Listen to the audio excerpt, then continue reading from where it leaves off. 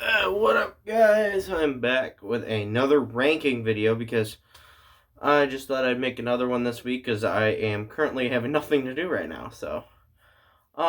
Yeah, I thought I'd finish off the big four with Megadeth and their 15 studio albums. Still don't know if another one's coming out this year. Hopefully it is. They said I'm pretty sure I don't know what's going on with the band right now, but um, yeah, so getting into it with number 15. It's a tie between Super Collider and 13. The two albums that I've listened to the less and the least heaviest of the albums. I just don't know what was going on with these two albums. It was just so boring all the way through. Uh, and that leaves with number 13. Number 13 is gotta be Cryptic Writing. Just not really that much memorable stuff on this album. Just kind of boring. It's kind of lacking more. They should have had more to do in that album. The riffs were kind of less good than other albums. And number 12 is Risk. The sound is so goddamn compressed. It's a good album and all. I can listen to it front to back, but it's sometimes I just have to be in the mood to listen to this album, and usually I'm not in the mood. It's not a bad album, but it's not a good album either. Number 11 is The Threat is Real. I think this is their comeback album. Yes, it was. No, it wasn't their comeback album. This was their last album before the hiatus. And it's like a straightforward album. It's like a common metal album. It sounds like mostly every other band out there. There's nothing really that special on this album. That's why it's here. Number 10 is where it starts getting good. Like, starts getting, like, really good. Number 10 is Dystopia. I love this album. And I love this album, the other albums have got to be good on the top of the list. I've seen them on the tour that supported this album, and they played a lot from this album, Fatal Illusion and The Threat is Real. There's some real good stuff on this album, actually. Who said that was number 10? Shit.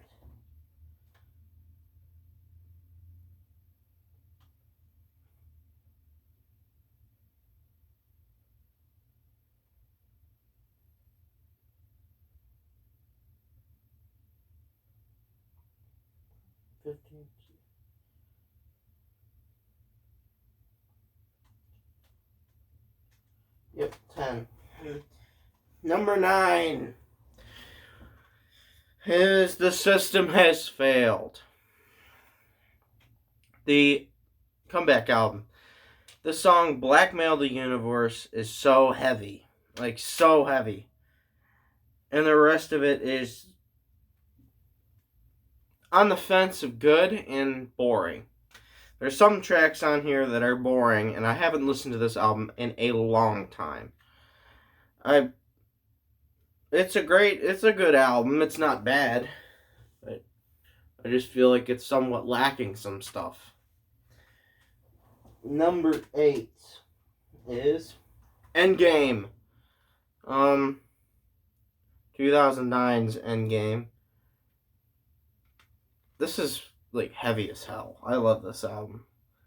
It's got Head Crusher, it's got Endgame, it's got Greatest Part of the Letting Go. It's just got almost like great stuff in here. And it's much better than Avengers Endgame.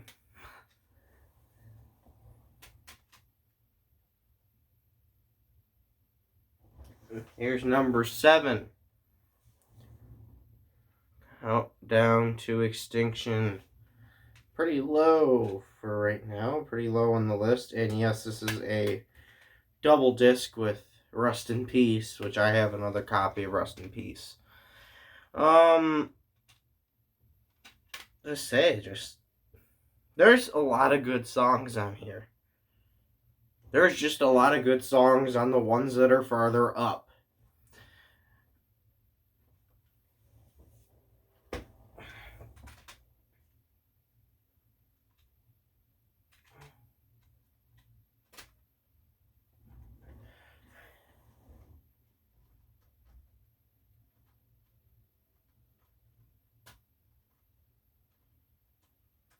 Okay. Number 6 is the very first Megadeth album. Killing is my business, and business is good. I love Mechanics. I love the song Mechanics. I love These Boots. Skull Beneath the Skin. Last Rites Love to Death. Anything. I'm just trying to get through this ranking fast, but then I'll talk about the other albums more in detail. Number 5, or the top 5, Euthanasia. Just look at the cover art on this. Babies hanging from clotheslines by their toes. That is awesome. Awesome cover art. It's got stuff like The Reckoning Day. Train of Consequences is horrible. Let's admit that. Addicted to Chaos, To Lamont, Elysian Fields, The Killing Road, Blood of Heroes, Family Tree, Euthanasia. There's songs on here that should be hits that aren't hits from Megadeth. They put Train of Consequences as the big hit on this album, and it's probably my least favorite on this album. Number 4 is Peace Sells, but who's buying? It's got Wake Up Dead, The Conjuring, Peace Sells, Devil's Island, anything on here. Top notch.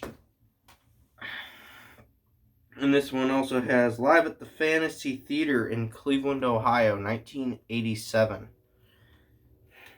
As a Clevelander myself, that's pretty good of a disc.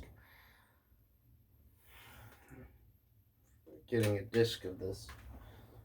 Number 3 is So Far, So Good, So What?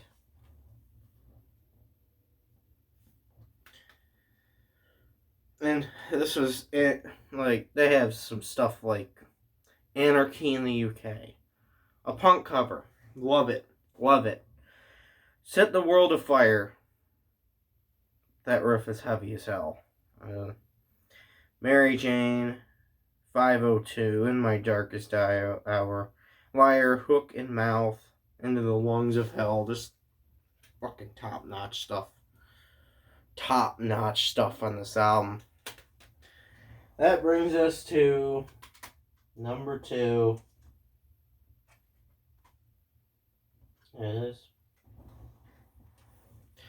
This is a very big surprise. Usually people hate this album or put it really low on the list. I think it's the best album in the newest era of Megadeth, and that's United Abominations. At number 2 on the list of my favorite Megadeth albums. Oh my god. This album is so good to listen to all the way through. I just enjoy this album. Just enjoy it.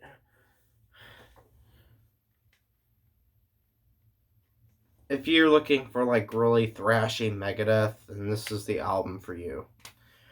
The song Sleepwalker is heavy. That's my favorite Megadeth song. Washington is Next. United Abomination. A To Lamont, Set Me Free.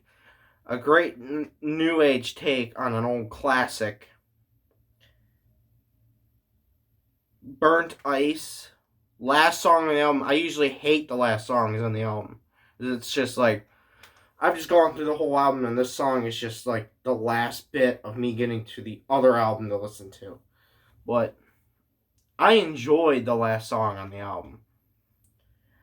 Which that's kind of rare to me, enjoy the last song on the album. That and like this album and Within Temptation's Mother Earth is probably like the two albums that I enjoy the last songs on.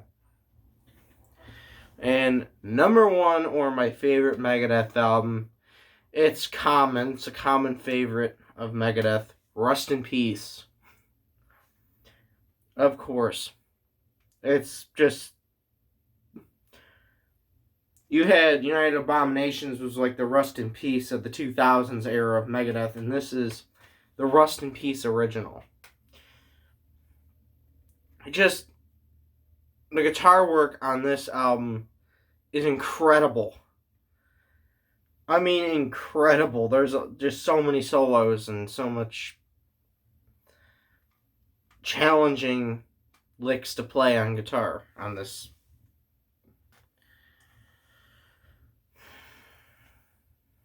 See, I have an old copy of this. This is not a new copy. This is a, like, in circulation copy from the, like, it was brand new in 1990. So, yeah, that's how I rank Megadeth.